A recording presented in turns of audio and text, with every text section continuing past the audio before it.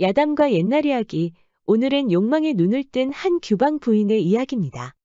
남편과 그가 아끼는 제자와 머슴, 기계가 있던 시골 선비까지 규방 부인의 휘몰아치는 욕망 속으로 빠져듭니다. 1시간 동안 이어지는 규방 부인의 세계로 푹 빠져보세요. 구독과 좋아요, 알림 설정도 잊지 말고 꾹 눌러주세요. 부인 이 씨는 20살도 안 된 나이에 부모의 강요로 혼례를 올렸습니다. 원하지 않는 혼례도 마음에 들지 않았지만 남편 곽 씨는 밤일도 제대로 못하고 있었지요. 그렇게 쓸쓸하게 살아가던 중에 곽 씨 친구의 아들이자 제자인 김도령이 찾아왔습니다. 과거를 보러 가기 전에 곽 씨에게 인사를 하러 온 것이었습니다. 스승님, 말씀하신 대로 대사원의 직을 받기 위한 준비를 시작하였사옵니다. 곽 씨는 허허하고 김도령의 손을 따뜻하게 잡아주었습니다.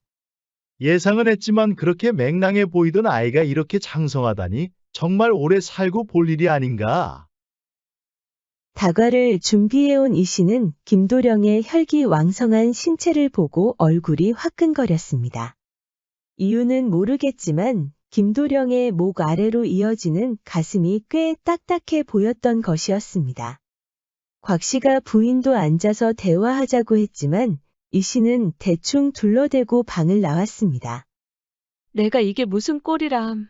아무리 그래도 그렇지. 지아비의 제자한테 망측하기도 해라. 하지만 이 씨는 그날 이후로 계속 김도령이 떠오르는 게 아니겠습니까? 목과 손등에 선명히 보이는 핏줄도 왜 그리 눈앞에 아른거리는지 이 씨는 잠을 설칠 정도였답니다. 그러던 어느 날 김도령이 장작을 짊어지고 있는 게 아닙니까? 머슴들도 있었지만 자신도 일손을 돕고 싶다면서 웃옷을 시원하게 벗어 던진 것이었습니다. 이 씨는 눈이 휘둥그레져서 바로 방으로 들어가 버렸습니다. 쿵쿵거리는 가슴을 안고 문틈 사이로 김도령을 훔쳐보고 있었지요. 그런데 이게 웬일입니까? 그만 김도령과 눈이 마주친 게 아닙니까? 김도령은 문틈 사이로 누군가 보고 있다는 것을 눈치채고 의아한 시선을 보내고 있었지요. 이 씨는 놀라서 바로 문을 닫았지만 이미 김도령이 눈치를 채고 말았습니다.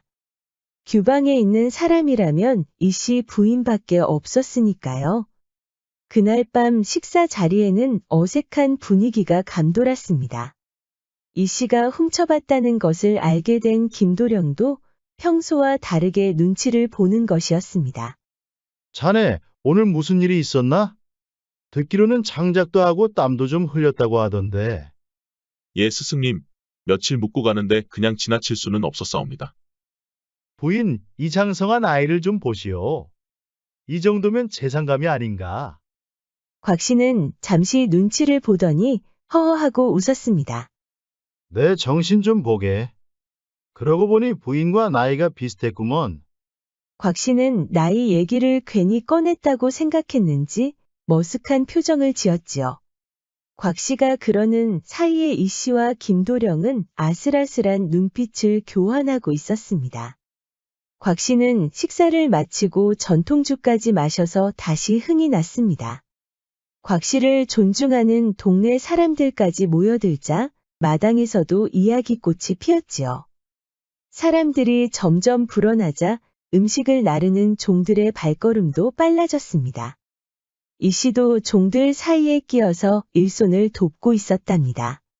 곽 씨가 전통주를 더 내오라고 하자 이 씨는 남편이 잘 드나드는 바깥채에 전통주가 있다는 것을 알고 홀로 건너갔습니다.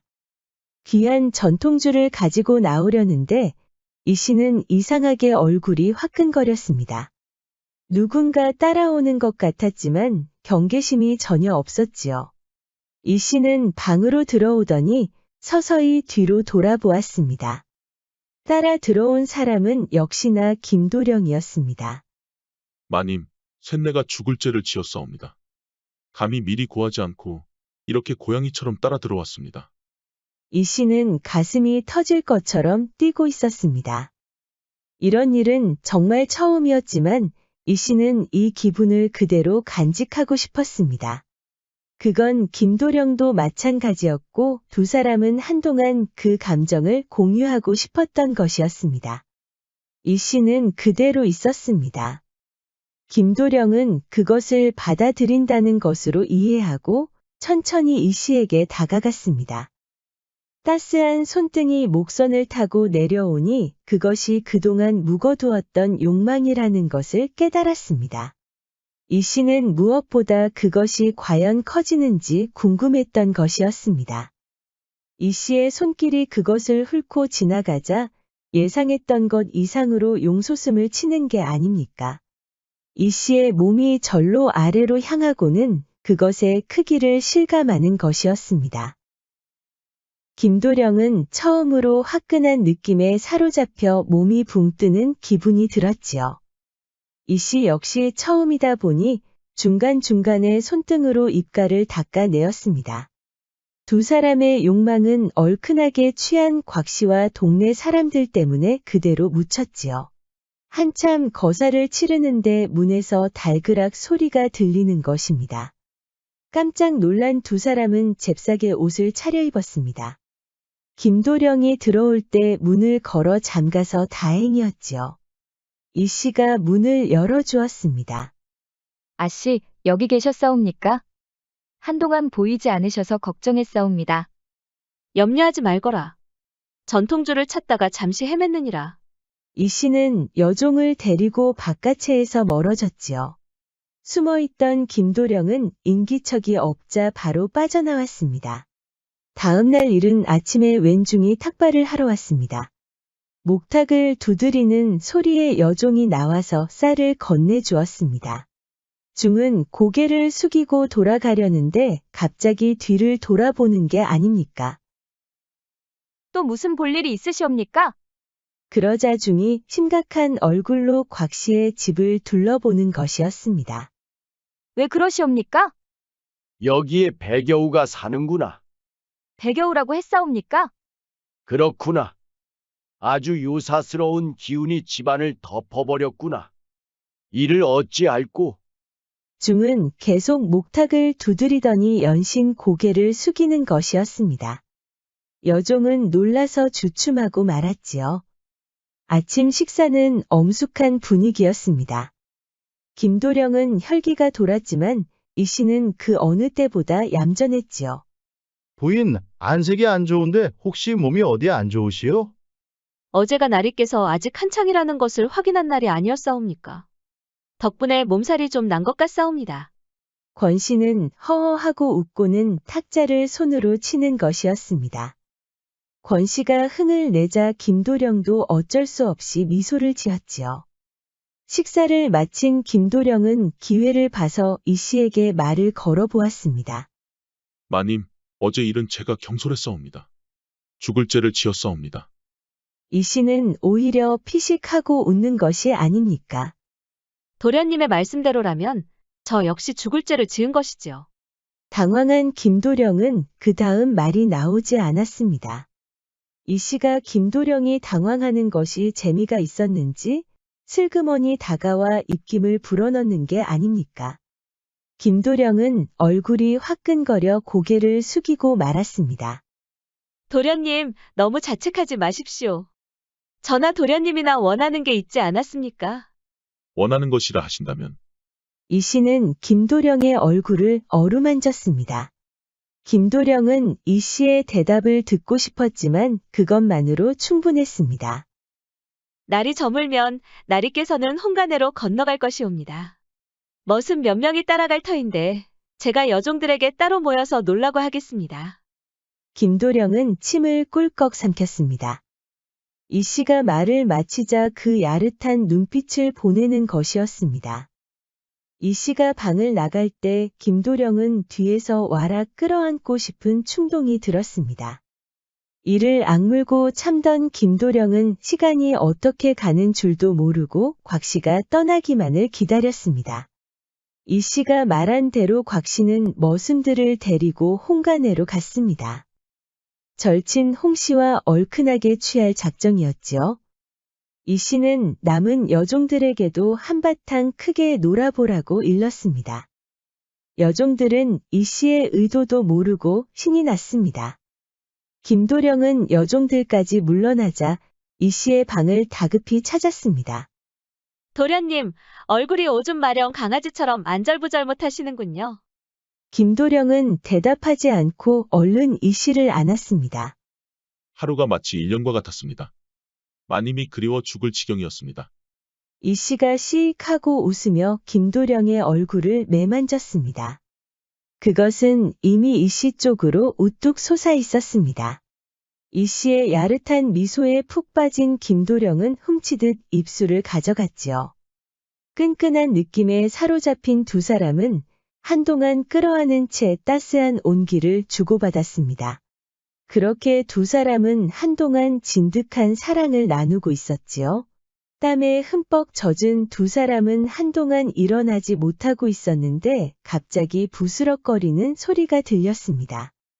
깜짝 놀란 이 씨는 벌떡 일어나서 문 쪽으로 천천히 다가갔습니다. 아직 욕정 안에서 헤어나오지 못한 김도령은 그대로 누워 있었지요. 천천히 문을 열어본 이 씨는 아무도 보이지 않자 그제야 안심했습니다. 다음 날 곽 씨는 불길한 기분에 사로잡혔습니다. 홍가내에서 신나게 놀고 집에 돌아온 그날부터였습니다. 평소 수발을 들며 대화 상대가 되어주던 머슴 만식이가 이상한 얘기를 한 것입니다. 대감마님, 마지막까지 입을 열지 않으려고 하였사오나 대감마님과 함께한 세월이 어느덧 10년이 다 되어 가옵니다. 벌써 그렇게 되었는가? 무슨 일이길래 그렇게 뜸들이는가? 마님이 어쩌녁에 여종들을 따로 불러 구판 대감마님 댁에서 놀도록 하였사옵니다. 그게 이상한 일인가? 구판이라면 그쪽 여종들과도 모두 가깝게 지내는 사이가 아닌가? 내가 자리를 비웠으니 모처럼 모여서 놀게 한 것 같은데 뭐가 문제란 말인가? 셋내 송구하오나 마님 혼자 남겨두는 것이 영 마음에 걸려서 돌아왔사온데 만식이가 갑자기 입을 다물었습니다. 이마에서는 식은땀이 흐르고 있었지요. 무슨 일이길래 그렇게 머뭇거리는 게야? 돌아왔사온데 바깥채에서 도련님과 함께 있는 것을 보았사옵니다. 곽 씨는 눈을 깜빡거렸지요. 생각지도 못한 사람이 부인과 함께 단둘이 있었다고 하니 충격이 이만저만이 아니었습니다. 그때 한 여종이 투덜거리며 들어왔습니다. 대감마님 앞에서 이게 무슨 칠칠치 못한 짓이야? 곽 씨가 있는지도 모르고 들어온 여종은 황급히 고개를 숙였습니다. 무슨 일인데 그러느냐? 실은 지나가는 중 때문에 그렇사옵니다. 중이 동냥하러 오는 것은 하루 이틀도 아닌데 왜 그러느냐? 그게 아니오라. 이상한 소리를 해서 그렇사옵니다. 곽 씨는 의아해서 막 떠나려는 중을 붙잡았지요. 중은 이번에도 배겨우 한 마리가 있다며 혀를 찼습니다. 곽 씨는 그날 밤 부인 이 씨를 옆에 두고 잠이 오지 않았습니다. 만식이와 중이 한 소리가 머릿속에서 좀처럼 떠나지 않고 있었지요. 체면을 생각해서 잊으려고 했지만 의심의 그림자는 떠나지 않고 있었습니다. 곽 씨는 결국 만식이를 시켜서 두 사람의 불륜의 증거를 찾아내려고 했습니다. 먼저 홍가네와 미리 얘기를 해두고 멀리 사냥을 하러 나간다고 거짓말을 했습니다. 종들도 함께 데리고 떠날 테니 부인 이 씨는 오랜만에 친정에 다녀오라고 한 것이었습니다. 곽 씨의 허락을 받은 이 씨는 걷잡을 수 없는 욕정이 불타올랐지요. 이야기를 전해 들은 김도령도 이 씨와 함께할 것을 상상하니 그저 행복하기만 했습니다. 곽 씨는 홍가네와 함께 사냥을 나간다고 떠났고 이제 이 씨가 김도령과 함께할 차례였습니다. 이 씨는 친정에 가지 않고 김도령과 함께 아름다운 폭포가 배경으로 있는 곳으로 떠났지요. 들키면 안 되기 때문에 머슴과 여종들도 데리고 오지 않았답니다. 오직 한 명, 만식이가 두 사람을 조심히 미행하고 있었습니다. 날이 저물 때까지 만식이가 지켜봤을 때는 의심할 만한 일은 일어나지 않았습니다. 이 씨와 김도령은 단둘이 여기저기를 다니며 가끔 서로 쳐다보고 웃는 것이었습니다. 둘 사이가 정분이라고 하기에는 아직 확신이 서지 않았지요. 만식이는 날이 저물고 거처를 찾아가는 두 사람을 끝까지 놓치지 않았답니다. 두 사람이 묵는다는 것을 확인한 만식이는 옆방에서 자면서 감시하기로 했습니다. 두 사람을 미행하느라 잔뜩 긴장했던 만식이는 술과 고기를 먹으면서 마음을 놓고 있었습니다. 술 기운이 돌다 보니 하루빨리 혼례를 원하는 부모님이 떠올랐지요. 여자의 향기조차 제대로 맡아보지 못한 것 같아 괜히 서글펐답니다. 그때였습니다. 옆방에서 희미하게 신음 소리가 들리는 게 아닙니까? 술이 확 깬 만식이는 벌떡 일어나서 밖으로 나갔습니다. 다행히 거처에 머물던 손님들이 야외에 있어서 들킬 일은 없었지요. 만식이는 숨을 죽이고 천천히 이 씨가 머물고 있는 방으로 다가갔습니다. 누구라도 튀어나올까 두려웠던 만식이는 침을 꿀꺽 삼키고는 주변을 계속 두리번거렸습니다. 그리고 조심스럽게 창호지 문을 손가락으로 뚫고 들여다보았습니다. 그런데 이게 웬일입니까? 이 씨와 김도령이 욕정에 한을 풀듯이 몸부림치고 있는 게 아닙니까? 창호지 문이 뚫리니 두 사람의 가쁜 숨소리가 그대로 전해졌지요. 만식이는 놀라서 눈을 부릅떴습니다. 이 씨는 이제 막 김도령 위에 주저앉아 막 그것을 시작하고 있었습니다. 몸을 위아래로 격렬히 움직이는데 등에 흐르는 땀줄기가 달빛에 비치듯 눈이 부셨답니다. 만식이는 바로 곽 씨를 찾아가 이 모든 일에 대해 알려야 했지만 발이 떨어지지 않았습니다. 김도령이 힘자랑이라도 하는 것처럼 몸을 일으키자 이 씨가 그대로 엎드린 겁니다. 이 씨의 시선이 방문으로 향하자 만식이는 깜짝 놀랐습니다. 이제는 문에서 물러서서 도망쳐야 했지만 이 씨의 신음 소리가 멈추지 않고 계속되는 게 아닙니까? 만식이는 어딘가에 이끌리는 듯이 그대로 뚫린 구멍으로 몸을 숙였습니다. 그런데 이게 또 웬일입니까? 만식이가 이 씨의 눈과 그대로 마주친 게 아닙니까? 만식이는 가슴이 덜컥 내려앉는 것 같았습니다. 그런데도 눈을 뗄 수가 없었던 이유는 바로 이 씨도 훔쳐보고 있는 남자가 있다는 것을 알고 눈짓을 보내는 것이었습니다. 한동안 마님으로 모시던 이 씨가 입을 크게 벌리고 야릇하게 바라보고 있자니 만식이는 물러날 수가 없었지요. 평생 이런 광경을 볼 수 없다고 믿은 만식이는 결코 이곳을 떠나고 싶지 않았습니다. 이 씨에게 완전히 홀린 만식이는 입을 해하고 벌리며 웃고 있는 게 아닙니까? 이 씨 역시 물러서지 않았답니다. 만식이의 눈에서 시선을 떼지 않은 채 김도령을 끌어안는 것이었습니다. 그러면서 이제는 노골적으로 시익하고 웃는 것이었습니다. 만식이는 이제 이 씨가 자신을 유혹한다고 확신했습니다. 당장이라도 방문을 열고 들어가고 싶었답니다. 괜히 김도령이 미웠지요. 과연 만식이는 어떤 결정을 내릴까요? 훔쳐보는 남자가 만식이라는 것도 모르고 욕정의 굴레에 빠진 이 씨의 운명은 또 어떻게 될까요? 다음 편에서 이어지는 이 씨의 행보를 지켜봐 주세요. 규방 부인 이 씨의 이야기가 계속 이어지겠습니다. 김도령과 거사를 마친 이 씨는 어쩌녁에 일이 계속 마음에 걸렸습니다. 김도령과의 거사가 워낙 신이 난 탓에 누군가 몰래 훔쳐보는데도 전혀 경계심이 없었지요. 그런 자신을 탓하고 있으니 김도령도 걱정하기 시작했습니다. 마님, 갑자기 얼굴에 근심이 가득하시옵니다. 걱정되는 일이라도 있으십니까?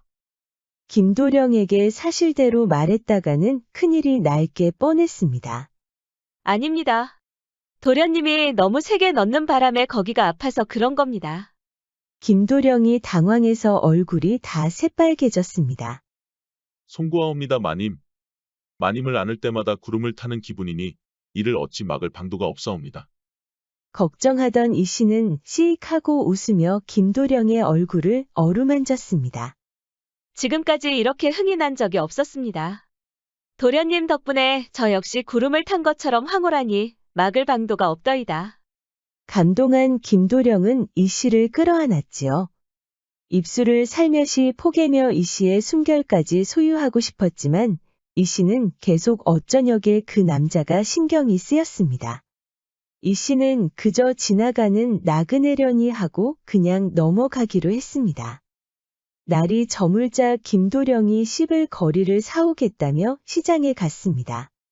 이 씨는 그동안 얼굴을 한껏 치장하고 있었지요. 그때 이 씨의 눈과 마주친 남자가 불쑥 들어오는 것이 아닙니까? 웬 놈이냐? 마님, 셋내 만식이옵니다. 이 씨는 눈을 의심했습니다. 만식이가 곽 씨의 수발 역할을 할 정도로 충성한다는데 사실 이 씨 눈으로 본 건 얼마 되지 않았습니다. 이 씨가 그만큼 너무 어린 나이에 혼례를 올린 것이었지요. 그래도 만식이가 곽 씨에게 충성하는 남자라는 건 쉽게 알 수 있었답니다. 만식이는 감히 마님 얼굴도 쳐다보면 안 된다는 식이었지요. 마치 곽 씨의 호위무사라도 되는 것처럼 굳은 절개를 보이는 것이었습니다. 그래서 이 씨는 만식이와 몇 마디 대화도 나눠본 적이 없었습니다. 네 놈이 어찌 여기를 온 것이냐? 셋내가 여기 온 것은 그리 중요하지 않사옵니다. 대감마님 아시기 전에 얼른 멈추셔야 하옵니다. 그게 무슨 말이냐? 알아듣게 말하거라. 대감마님께서 마님과 도련님 사이를 의심하고 있사옵니다. 이 씨는 믿을 수가 없었습니다. 홍씨 영감과 사냥을 하러 나간다고 할 때만 해도 이 씨는 그런 의구심은 전혀 들지 않았습니다. 대감마님이 어찌 나와 도련님 사이를 의심한단 말이냐? 네 놈이 꾸며낸 말이 아닌가? 아니옵니다. 마님과 도련님이 바깥에 있는 것을 셋내가 봤사옵니다. 이 씨는 뒤통수를 맞은 것처럼 얼얼했습니다. 그때 문 앞에 왔던 사람이 바로 만식이었던 겁니다. 그런데 만식이 얼굴이 좀 이상했습니다. 평소에 만식이는 늘 이 씨 앞에서 고개를 숙이던 남자였습니다. 아무리 이 씨가 외간 남자와 있다고 해도 경솔히 행동할 사람은 아니었지요. 땀은 줄줄 흐르고 얼굴은 아주 빨갛게 달아올랐습니다. 이 씨가 당황해서 좀처럼 대답을 못하고 있는데 갑자기 만식이 무릎을 꿇더니 이 씨의 발목을 잡는 것이 아닙니까? 이게 무슨 짓이냐? 마님, 이놈이 죽을 죄를 지었사옵니다. 그건 또 무슨 말이냐? 제가 감히 마님의 방을 훔쳐보았사옵니다. 이 씨는 숨이 확 막힐 정도로 또 한 번의 충격을 받았습니다. 어쩌냐게 눈을 마주친 남자가 만식이었다는 게 믿어지지 않았지요. 그저 지나가는 나그네거나 시골 선비라고 생각했는데 생각지도 못한 상황이 벌어진 겁니다.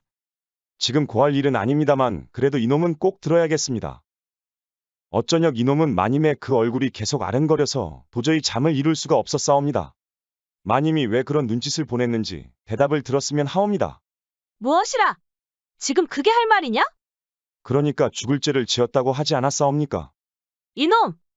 네 놈이 정녕 죽고 싶어서 환장을 하였구나? 나를 감히 몰래 따라온 것도 용납하기 힘든데 무엇이라고? 왜 그런 눈짓을 보냈는지 궁금하다? 이놈은 대감마님 곁을 떠난 적이 없사옵니다.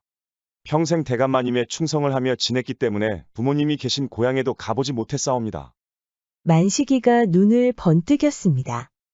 잔뜩 독이 올랐던 이 씨는 당황해서 뒤로 물러섰지요. 이놈 역시 죽을 죄를 지었사오만 마님도 이놈을 꾸중할 형편은 아니지 않사옵니까? 그제야 이 씨는 평생 아래로 여겼던 머슴에게 협박을 받고 있다는 것을 깨달았습니다. 이 씨는 본인이 김도령과 함께하면서 어떤 짓을 벌였는지 똑똑히 기억하고 있었습니다. 김도령 품에 안길 때도 그 커다란 물건이 깊숙이 들어왔을 때도 이 씨는 창호지 문을 뚫고 훔쳐보는 누군지도 모르는 외간 남자에게 야릇한 눈짓을 보냈지요. 이 씨는 정신을 바짝 차려야 했습니다. 조금 있으면 김도령도 돌아오니 일단 만식이부터 돌려보내야 했습니다. 만식아, 일단 이 이야기는 나중에 하자꾸나. 이놈 역시 도련님과 한 방에 있을 마음은 없사옵니다.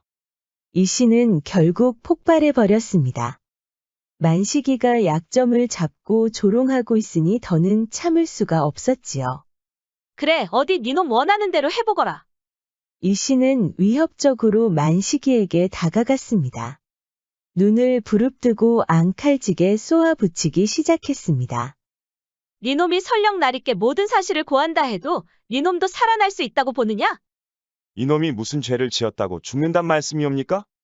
니놈이 입을 열면 나 역시 니놈이 쥐새끼처럼 훔쳐봤다는 것 역시 모두 고할 것이다. 만식이는 기겁했습니다. 곽씨 성격을 봤을 때 이 씨가 말한 대로 둘 다 죽을 운명이었던 겁니다. 만식이가 크게 당황했지만 이 씨는 조금도 물러서지 않았습니다. 니놈은 두 가지를 선택할 수 있다. 첫째, 그대로 나리께 달려가 모든 사실을 고하고 황천행으로 가는 것이지. 그렇게 되면 고향에 있는 니놈 부모님은 영영 보지 못하게 될 것이다. 니놈이 도망친다고 해도 나리 성격으로 봐서 심리도 못 가서 붙잡힐 것이 뻔하다. 부모님을 들먹이자 만식이는 발끈했지만 이 씨의 이야기가 점점 현실같이 다가오니 절망적인 상태에 빠져들었습니다. 둘째, 내가 주는 노잣돈으로 고향으로 가 부모님과 함께 살아가는 거다. 물론 오늘 일은 니놈 머릿속에서 싹 다 걷어들여야겠지. 만식이는 귀가 솔깃할 수밖에 없었습니다. 물론 평생 수발을 들며 충성을 맹세한 곽씨 곁을 떠나야 한다는 것이 마음 아팠지만 부모님을 만날 수 있다는 이 씨의 제안이 반가운 건 어쩔 수 없었습니다. 이 씨는 도끼 눈을 거두고 만식이를 다시 침착하게 설득했습니다. 생각해보거라. 이참에 머슴 일도 그만두고 네 일을 하는 것이다. 이제 부모님을 위해 평생 공양하며 살 수 있는 것이니라. 어찌 이런 기회를 놓칠 수 있단 말이냐? 그럼 마님께서 충분한 값을 치른다는 말씀이옵니까? 이 씨는 고개를 끄덕였습니다. 암 그렇고 말고 여부가 있겠느냐? 순간 만식이는 이 씨의 미소에 놀랄 수밖에 없었습니다. 평소 어린 나이에 시집을 온 철없는 여인이라고만 생각했는데 이렇게 독한 점이 있었다는 건 상상도 하지 못했지요. 결국 만식이는 이 씨 앞에서 무릎을 꿇고 훔쳐본 일에 대해 사죄했습니다. 그리고는 이 씨가 준 돈을 가지고 물러났지요. 마음을 놓은 이 씨는 김도령 앞에서 태연히 행동했답니다. 이 씨 본인도 놀랄 정도로 아무런 일이 없었던 것처럼 행동한 겁니다. 그동안 곽 씨는 불길한 생각을 떨칠 수가 없었습니다. 이 씨를 미행한 만식이가 통 소식이 없었던 것이죠. 예정대로 돌아온 이 씨는 평상시처럼 행동하는 겁니다. 곽 씨는 고개를 갸웃했습니다. 혹시라도 만식이가 거짓말을 한 건 아닌가 하고 의심도 들었지요. 곽 씨는 물론 평생 충성을 맹세했던 만식이가 그런 짓을 할 리가 없다고 믿었습니다.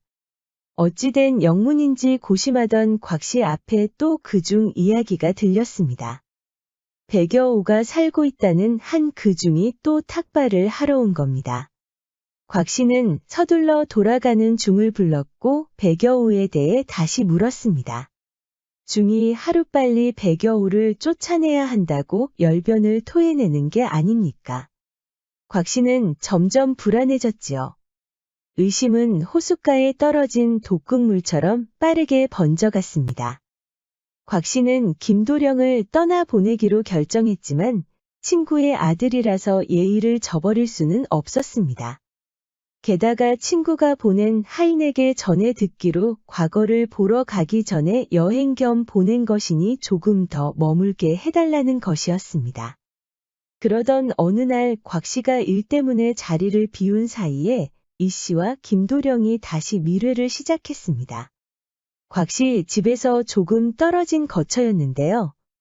곽 씨의 종들도 모르는 이곳은 주막 사이에 끼어 있어서 눈에도 잘 들어오지 않았지요. 이 씨가 쓰개치마만 입으면 주변에서 곽 씨의 아내로 알아보는 일은 없었습니다.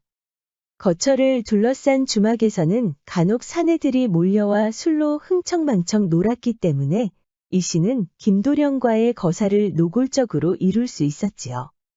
이 씨와 김도령이 방으로 들어간 사이에 마침 어엿해 보이는 선비가 지나가고 있었습니다. 친구를 만나러 먼 길을 왔다가 숙소를 찾는 중이었지요. 주막을 막 지나가는데 사내들이 워낙 요란하게 떠들어서 그냥 지나치려고 했습니다. 그런데 선비 눈에 들어온 한 여인이 있었습니다. 작은 거처에서 나왔다가 잠시 들어가는 중이었는데 워낙 그 자태가 아름다워서 발길을 멈추었지요. 저렇게 어여쁜 여인이 어떻게 이런 곳에 있단 말인가? 호기심이 생긴 선비는 여인이 들어간 거처를 떠나지 못하고 있었습니다. 언젠가는 나올 줄 알고 기다리고 있었는데 통 소식이 없는 겁니다. 그래서 선비는 조심히 여인이 들어간 거처 안으로 숨어 들어갔습니다. 방 하나가 딸린 작은 집으로 들어온 선비는 몰래 숨어 들어온 것도 잊은 채 까치발을 들고 다가갔지요. 그때 막 여인이 그 아름다운 머릿결을 흔들며 나오는 것이 아닙니까? 나무 뒤로 숨은 선비는 멍하고 여인을 바라보고 있었지요. 지금까지 살아오면서 이렇게 아리따운 여인을 본 적이 없었습니다. 선비는 현실 세계에서 벗어나 극락으로 날아온 것처럼 여인에게 다가갔습니다. 평소에 선비는 강골이라서 타협을 별로 좋아하지 않고 감기와 같은 간단한 병에 걸려도 티를 내지 않는 사람이었습니다. 그만큼 깐깐한 성격이라서 주변에서 요령을 부릴 엄두도 못 냈답니다. 그런 선비가 여인에게 반해서 자기가 숨어 들어온 것도 모르고 제 발로 걸어나간 겁니다. 거기 웬 놈이냐? 그렇습니다.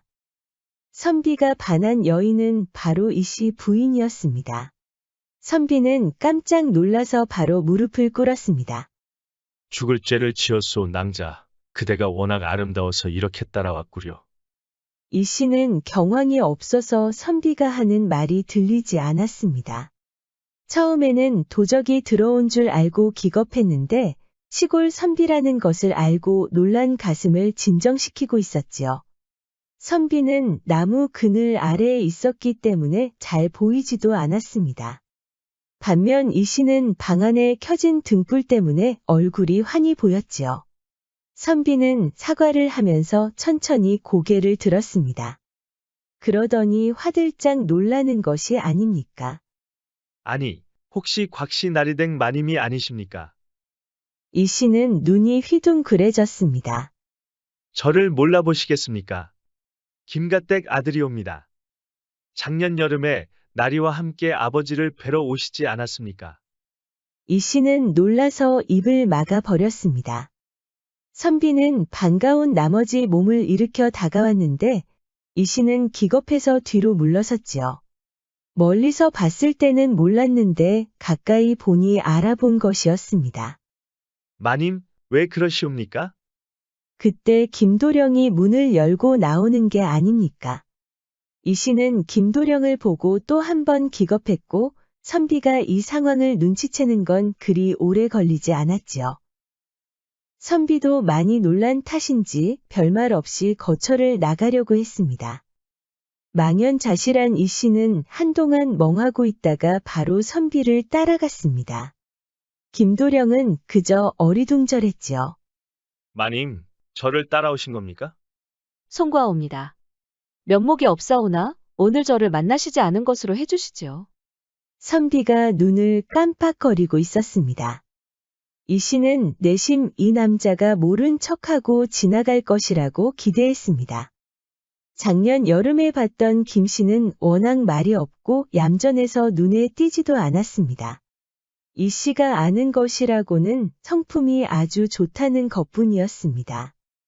그것도 직접 본 것이 아니라 곽 씨의 칭찬이었지요. 마님의 뜻은 이해하오나 전혀 모른 척하기에는 너무 큰일이 아닙니까? 그게 무슨 말씀이옵니까? 무엇을 보셨다는 겁니까? 이 씨는 놀랄 수밖에 없었습니다. 김 씨 입가에 미소가 서서히 번져가고 있는 겁니다. 마님, 댁으로 돌아가셔서 제가 보낸 서찰을 기다려 주시지요. 무슨 서찰을 말씀하시는 겁니까? 그대가 나에게 서찰을 보내고 기다리라고 할 정도의 위치에 있는 사람이요? 그럼 마님과 함께 있던 남정네가 누군지 좀 알아봐도 되겠습니까? 이 씨는 욱하는 감정을 애써 숨겼습니다. 여기 맡겨둔 면포와 말이 있습니다. 그냥 그거 가져가시고 아무 말도 하지 마시지요. 겨우 면포와 말이옵니까? 무엇을 원하는 것이요? 저는 그저 김 씨가 천천히 다가왔습니다. 손을 잡으려고 했지만 이 씨가 허락하지 않았지요. 저는 그저 마님 곁을 지키고 싶사옵니다. 이 씨는 어질어질했지요. 김 씨는 한눈에 반한 이 씨를 안고 싶은 욕심이 난 것입니다. 그것을 간파한 이 씨는 일단 연락을 기다리겠다고 해놓고 보냈습니다. 다시 거처로 돌아오는 이 씨는 복잡해진 머리를 싹 씻어내고 싶었습니다. 그럴 수 있는 방법은 단 하나라고 여겼지요. 마님, 무슨 일이온데 그러십니까? 이 씨는 김도령을 보자마자 바로 품에 안겼습니다. 대답은 하지 않고 등불을 과격하게 후 하고 불어서 껐지요. 김도령의 물건에 미친 것처럼 바로 바지를 내려버리는 게 아닙니까? 꽉 깨물듯이 과격하게 나오니 김도령은 놀라서 숨을 삼켰지요. 김도령은 이 씨의 무력에 그대로 누워버렸습니다. 끈끈한 소리가 방안을 뒤덮는 동안에 주막에서 놀던 사내들의 흥겨운 소리가 들렸습니다. 마침 사내들의 부인들까지 놀러오면서 여인들의 꾀꼬리 같은 노래까지 들렸지요. 이 씨의 입놀림이 부인들의 리듬을 타고 김도령을 마음껏 간지럽혔습니다. 여기에 동네 과부들까지 합세했습니다. 한 과부는 이렇게 외로운 밤에 남정네와 허리라도 잡고 놀고 싶다고 하면서 웃음바다가 되었습니다. 물건을 한껏 끈끈하게 달아오르게 한 이 씨는 과부들의 웃음소리에 맞춰 야릇한 미소를 지었지요. 이제 촉촉해진 물건이 열린 문으로 깊숙이 들어가고 이 씨가 노래를 부르듯이 쾌감을 맛보는 것이었습니다. 그렇게 거사를 치른 이 씨는 김도령을 두고 먼저 집으로 돌아왔습니다. 그런데 이게 웬일입니까? 곽 씨가 예정보다 일찍 도착해서 이 씨를 기다리고 있는 게 아닙니까? 당황한 이 씨는 태연한 척 인사를 했지만 곽 씨의 얼굴이 심상치 않았습니다. 한껏 상기된 얼굴이 위화감을 주었지요. 그날 밤 곽 씨는 갑자기 이 씨를 끌어안았습니다. 밤일을 제대로 못한 곽 씨가 갑자기 다가오니 이 씨는 당황할 수밖에 없었지요. 곽 씨는 대체 무슨 생각일까요?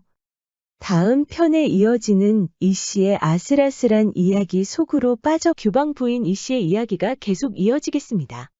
곽 씨는 사실 사냥을 하러 간다는 핑계로 밤일에 좋다는 여러 한약을 먹었답니다. 한약에 대해 잘 안다는 박 씨 영감댁을 찾아서 여러 고민을 털어놓았지요. 그뿐만 아니라 박 씨 영감댁에 머물면서 모처럼 신체까지 단련했답니다. 이야기를 모두 들은 이 씨는 미안한 마음이 들 수밖에 없었습니다.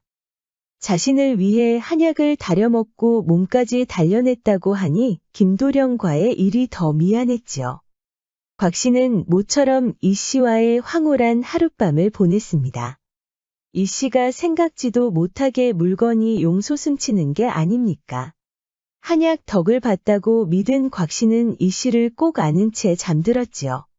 다음 날 아침에 곽 씨는 뜻밖의 얘기를 꺼냈습니다. 평상시답지 않게 포근한 미소를 짓더니 갑자기 떠나겠다는 겁니다. 이 씨는 당황할 수밖에 없었지요. 갑자기 밤일에 적극적인 것도 이상했는데 갑자기 가장으로서 모두 포기하겠다고 하니 이상할 수밖에요. 이 씨는 불안했습니다. 김도령 얘기를 꺼내는 것을 보면 곽 씨가 눈치를 챈 것 같았지요. 그렇다고 해도 정말 의외였습니다. 평소 곽 씨라면 김간의 집까지 쫓아가 노발대발할 것이 뻔했으니까요. 그렇다고 하기에는 곽 씨의 얼굴이 매우 평온해 보였습니다. 날이 정말 그뿐이옵니까? 제 나이를 생각해서 떠나시는 것이 맞사옵니까? 곽 씨는 다시 한번 평온한 미소를 지으며 고개를 끄덕였습니다. 이 씨가 평생 먹고 살 수 있는 재산까지 남겨주고 먼 지방으로 떠나버렸습니다. 얘기를 전해 들은 김도령은 흥분했지만 이 씨와 당장 함께 살 수는 없는 노릇이었습니다. 곽 씨가 이 씨를 놔준 것이지만 사람들은 모두 이 씨를 의심했지요. 젊고 어여쁜 여인이 외간 남자와 눈이 맞아서 곽 씨가 떠났다는 소문이 돌았습니다. 그러니 이 씨는 당장 김도령을 만나고 싶어도 그럴 수가 없었습니다. 결국 이 씨는 김도령에게 이별을 통보하고 곽 씨처럼 지방으로 떠났습니다. 그렇게 1년이라는 세월이 흐르자 사람들은 이제 이 씨를 잊었습니다. 곽 씨 주변 사람들도 다시는 이 씨 얘기를 꺼내지 않았지요. 이 씨는 나름대로 수완이 좋아서 재물을 모아가고 있었습니다. 능력 좋고 어여쁜 과부라는 소문이 돌면서 양반댁 자제들까지 다녀갈 정도였답니다. 그러던 어느 날, 이 씨를 모시는 여종들 사이에서 개가해야 한다는 말이 나오기 시작했습니다.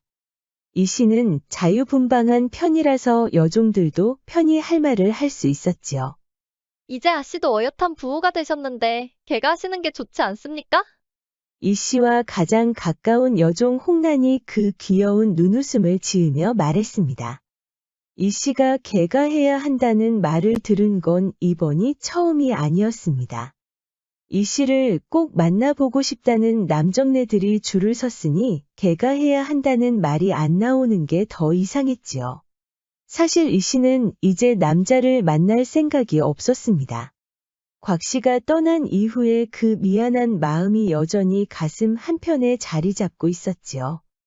눈물을 흘리며 떠난 김도령도 가끔 머릿속에서 떠올라 계속 그녀를 괴롭히고 있었습니다. 어쩔 수 없이 이 씨는 홍란의 고집으로 새로운 남자를 만나게 됐습니다. 얼마 전부터 여종들이 홍란을 앞세워서 혼례를 올리는 모습을 보고 싶다고 재촉하는 것이었습니다. 아씨, 이번 주에 선비들이 모여 사은회를 연다고 합니다. 장시에도 갈 겸 선비들 구경하러 가는 게 어떻습니까? 거기에서 아씨 배피를 만날 수 있을지 혹시 압니까?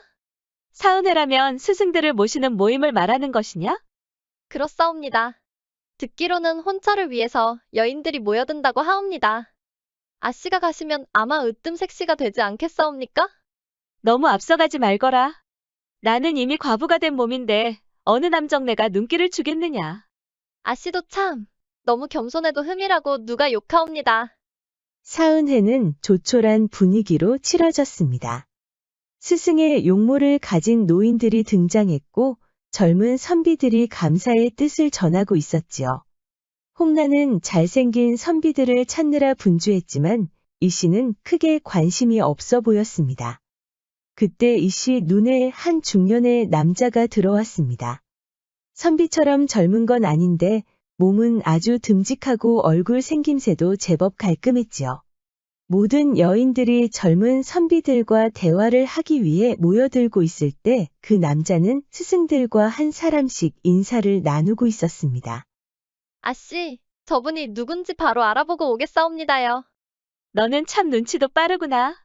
홍란은 눈치도 빠르지만 나름 정보력도 탁월했습니다. 금방 머슴들이 아는 이야기를 모두 전해줄 정도로 너스레도 아주 잘 피웠지요. 한양에서 온 죽간의 자제분이라고 하옵니다. 선조 때부터 재상 어르신들이 많아서 나름 전통 있는 집안이라고 하옵니다. 이 씨는 스승들과 오붓이 대화를 나누고 있는 주 씨를 보았습니다.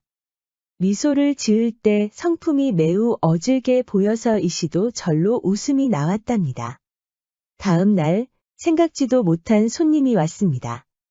홍란은 누가 왔는지 마중 나왔다가 깜짝 놀랐지요. 여기 주인마님 계시느냐?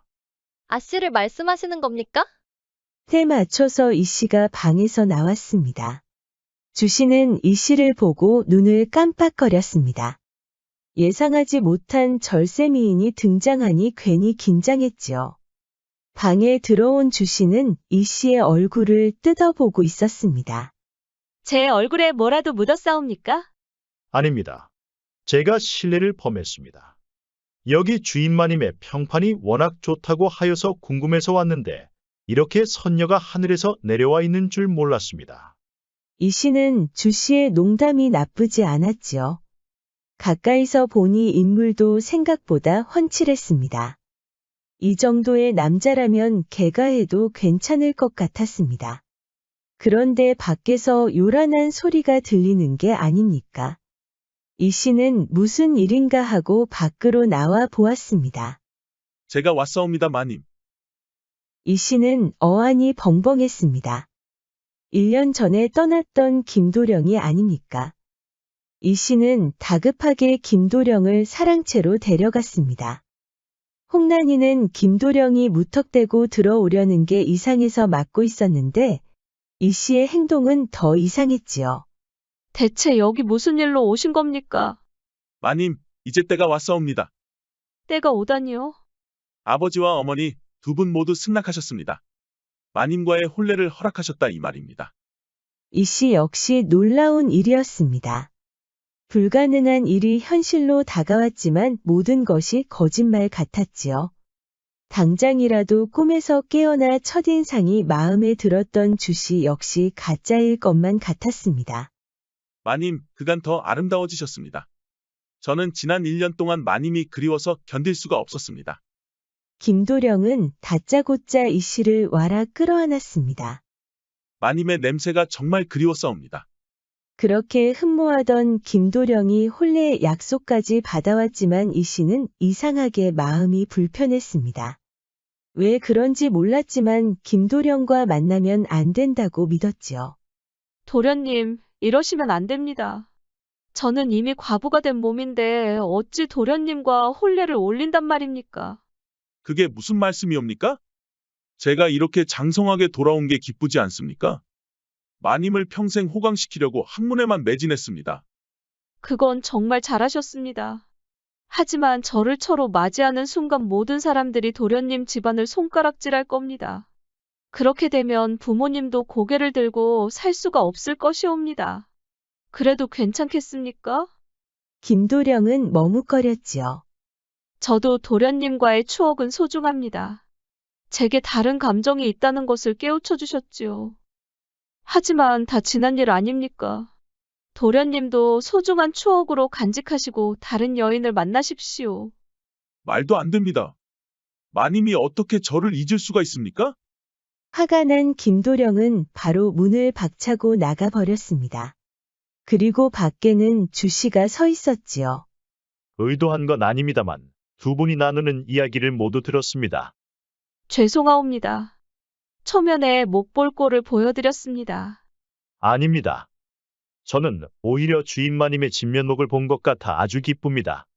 주 씨의 예상 밖의 반응에 이 씨는 놀랄 수밖에 없었지요. 앞으로 저를 유균으로 불러주십시오. 저는 이미 주인마님을 처로 맞이할 준비가 끝났는데 주인마님은 어떠신지요? 이 씨는 유균으로 불리는 이 남자가 더 마음에 들었지요. 보통 남자들은 과거에 만난 연인이 불쑥 찾아오면 화를 내기 마련인데 유균은 오히려 이 씨를 현명한 여인으로 본 겁니다. 이 씨 역시 마음의 준비가 끝났습니다. 고민할 필요도 없이 개가하기로 마음먹었습니다. 이 씨는 유균과의 하룻밤을 위해 전통주와 품질 좋은 소고기까지 대접했습니다. 날이 저물고 분위기가 무르익자 이 씨가 먼저 등불을 끄고 유균의 품에 안겼습니다.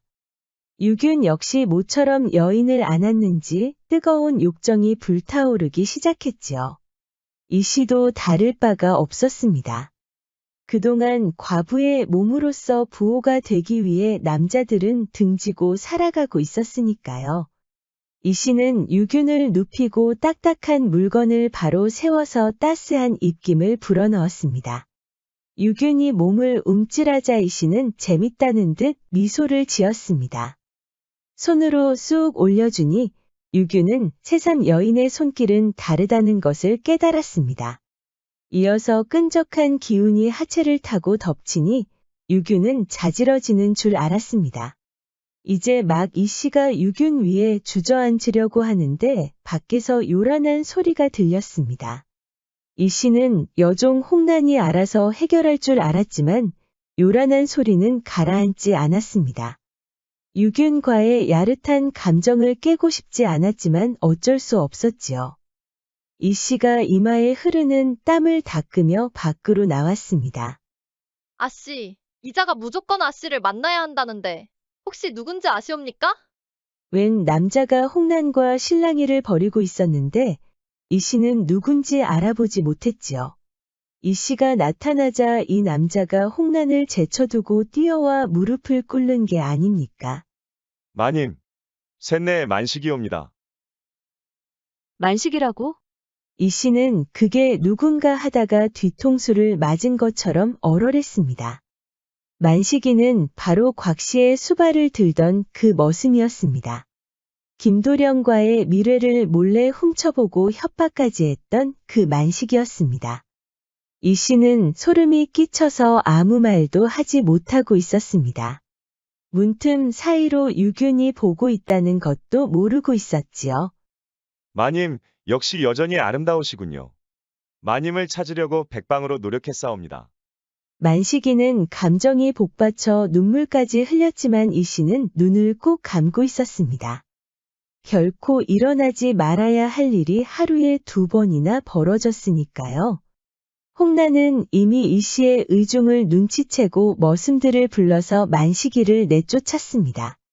만식이는 나가면서도 마님이 그리워서 도저히 잠을 이룰 수가 없었다는 말까지 했습니다. 저 남자는 누굽니까? 유균이 방에 들어온 이 씨에게 조심히 물었습니다.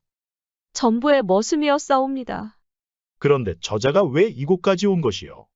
설마 저 머슴하고 그것은 아니옵니다. 오늘 낮에 찾아왔던 그분과의 일을 의심하고 미행했던 자였습니다. 아니, 감히 마님을 미행하다니 설마 바깥 양반이 시킨 일이었소? 그렇사옵니다. 그런데 마님이 그리워서 잠을 이룰 수가 없었다는 게 무슨 말이요? 저 역시 혼란스럽사옵니다. 저 사람은 절 미행한 것도 모자라서 협박까지 했사옵니다. 저런! 어디서 감히 머슴이 협박을 한단 말이오? 그러게 말이옵니다. 한참 열을 올린 두 사람에게 갑자기 정적이 찾아왔습니다. 이미 흥은 깨졌지만 이 씨는 전통주 한 잔을 건넸지요. 나리, 너무 괴념치 마소서. 천지분간 못하는 머슴이라고 생각하면 되는 것이옵니다. 그럼 그렇지. 전통주를 입안으로 털어 넣은 유균은 고개를 끄덕였지만 표정은 이미 의심으로 가득한 상태였습니다. 그래도 이 씨가 아름다운 건 변하지 않았지요. 유균은 한참 동안 이 씨의 얼굴을 바라보았습니다. 나리, 왜 그렇게 보시옵니까? 아름다워서 그렇소. 얼마나 아름다우면 저렇게 머슴까지 달려와서 저 지랄을 하고 있단 말인가. 유균은 어설프게 허허하고 웃으며 다가왔습니다. 그런데 밖에서 또 요란한 소리가 들리는 게 아닙니까? 아니, 또 그 머슴이 온 게 아니오? 잠시 기다려 주소서. 이 씨는 불길한 표정으로 밖에 나왔습니다. 이번에도 웬 남자가 홍란과 실랑이를 벌이고 있는 게 아닙니까? 아씨, 이 남자는 또 누군데 아씨를 만나야 한다는 것이옵니까? 누군지 알아보시겠습니까? 이 씨는 믿을 수 없었습니다. 누군지 알고 싶지도 않았는데 낯이 익은 남자가 서 있는 게 아닙니까? 마님, 저를 알아보시겠습니까? 바로 김간의 아들이옵니다. 이 씨의 머릿속은 이미 1년 전으로 거슬러 올라갔습니다. 김도령에 이어 곽 씨가 아끼던 머슴 만식이까지 등장했으니 그때 기억이 돌아오고 있었지요. 그렇습니다. 지금 홍란 앞에서 떠드는 남자는 바로 김도령과의 밀회 당시 지나갔던 시골 선비였습니다. 곽 씨와 가까운 김간의 집에 갔다가 처음 봤던 그 남자였지요. 마님의 기별이 없어서 서찰을 보냈사온데 이미 한양을 떠나 안 계시더군요. 마님을 찾으려고 백방으로 노력했사옵니다. 이 씨는 현기증 때문에 비틀거렸지요. 홍란은 이번에도 머슴들을 불러서 김 씨를 내쫓았습니다.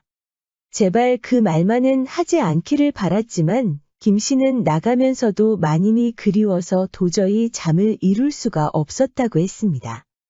유규는 이번에도 문틈 사이로 다 지켜보고 있었지요. 저 남자는 또 누구요? 전부와 가까웠던 김간의 아들이옵니다. 저 사람은 왜 잠을 이룰 수가 없다는 것이요? 말씀드리기 송구하오나 오늘 낮에 봤던 그분과의 일을 알고 협박을 했사옵니다. 유균이 탁자를 꽝 하고 치자 이 씨는 화들짝 놀랐습니다. 이것들이 어찌 합심하고 감히 마님을 협박을 한단 말인가?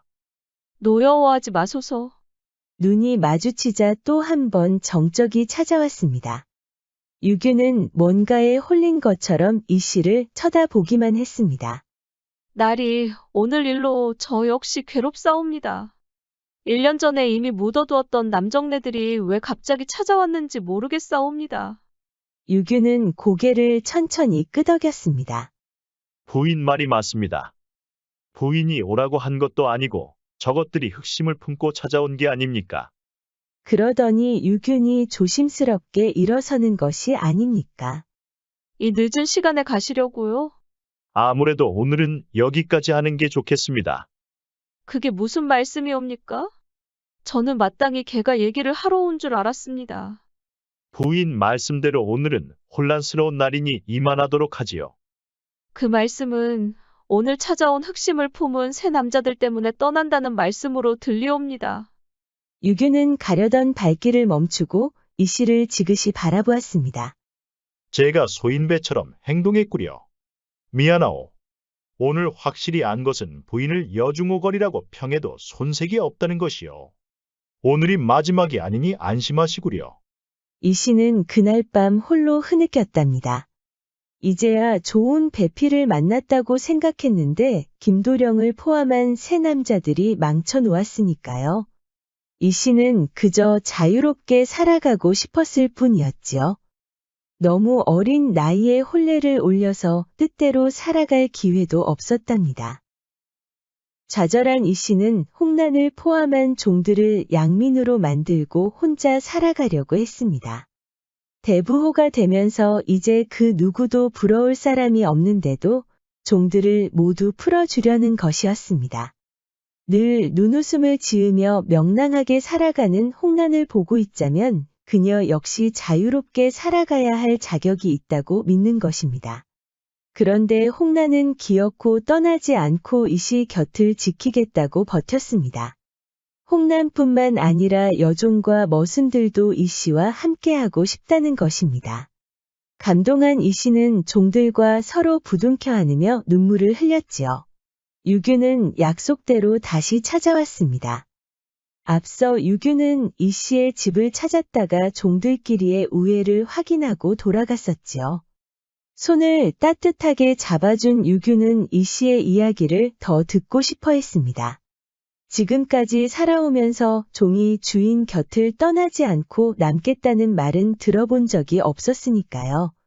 대체 어떤 인생을 살았길래 종들과 저렇게 우애가 좋은지 희한했습니다. 지난 밤에 있었던 일은 유균에게 충격이었지만 그만큼 이 씨가 좋은 여인이라는 것을 방증한 셈이라고 믿었습니다. 이 씨와 유균의 혼례 소식이 전해지자 곽 씨도 찾아왔습니다. 오랜만에 만난 곽 씨도 진심으로 축하해 주었지요. 곽 씨는 평소 이 씨의 자유분방한 모습을 기억하고 있었습니다. 그녀가 대부호가 된 건 놀라운 일이었지만 종들과 허물 없이 지낸다는 건 그리 놀랍지 않았지요. 농조연운이라는 옛말이 있습니다. 새장에 갇힌 새가 구름을 그리워한다는 뜻으로 이 씨처럼 속박당한 몸이 자유를 그리워한다는 것이죠. 지금까지 자유를 꿈꾸는 규방 부인 이 씨의 이야기였습니다. 앞으로도 재미있는 이야기가 많으니 다른 영상도 재미있게 봐주세요. 구독과 좋아요, 알림 설정도 잊지 말고 꼭 눌러주세요. 그럼 여러분 모두 오늘도 행복하고 즐거운 시간 보내세요.